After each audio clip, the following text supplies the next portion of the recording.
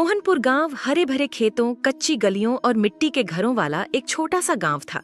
सुबह के समय हल्की धुंध खेतों पर तैरती थी और सुनहरी किरणें आसमान से उतरकर हर कोने को रोशन कर देती थीं। औरतें कुएं से पानी भरतीं, बच्चे मिट्टी में खेलते और हवा में गांव की मिट्टी की खुशबू घुली रहती थी। इसी गांव के एक कोने में चेतन अपनी पत्नी निकिता और बेटी बीना के साथ एक जर्जर मिट्टी के घर में रहता था। गरीबी इतनी थी कि 2 वक्त की रोटी भी मुश्किल से नसीब होती थी। चेतन गांव-गांव घूमकर साड़ी, लुंगी और गमछा बेचता था, लेकिन कमाई इतनी कम थी कि पेट भरना भी कठिन था। उस दिन घर में सन्नाटा पसरा हुआ था। बीना रसोई के कोने में चुप बैठी थी। बर्तनों में सिर्फ थोड़ी सी मुरमुरा बची थी।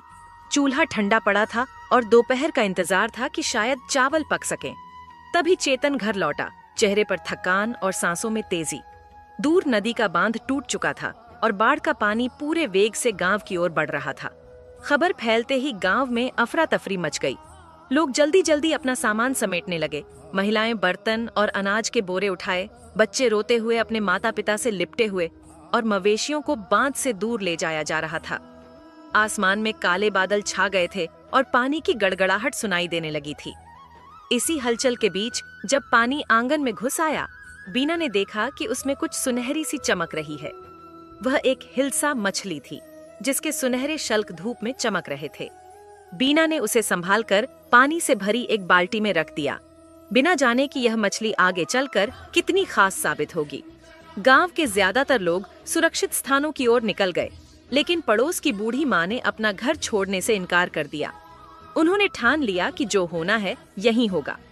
जब पानी उनकी झोपड़ी की छत तक पहुंच गया, तब भी वह अकेली वहीं बैठी रही, हाथ में एक छोटी कटोरी मुरमुरा पकड़े हुए। चारों ओर बाढ़ का शोर और आसमान में चमकती बिजली उनके अकेलेपन का साथ दे रही थी। कई दिनों बाद पानी उतर गया। गांव वीरान हो चुका था। टूटी झोपड़ियां, बिखरे बर्तन और सूखी मिट्टी पर पड़ी एक टूटी नाव। धीरे धीरे लोग लौटने लगे और जीवन फिर से बसाने की कोशिश करने लगे। चेतन भी अपने परिवार के साथ लौटा और उसके साथ वह सुनहरी मछली भी थी। एक सुबह बीना ने देखा कि मछली ने अपने मुंह से एक चमकता हुआ अंडा बाहर निकाला।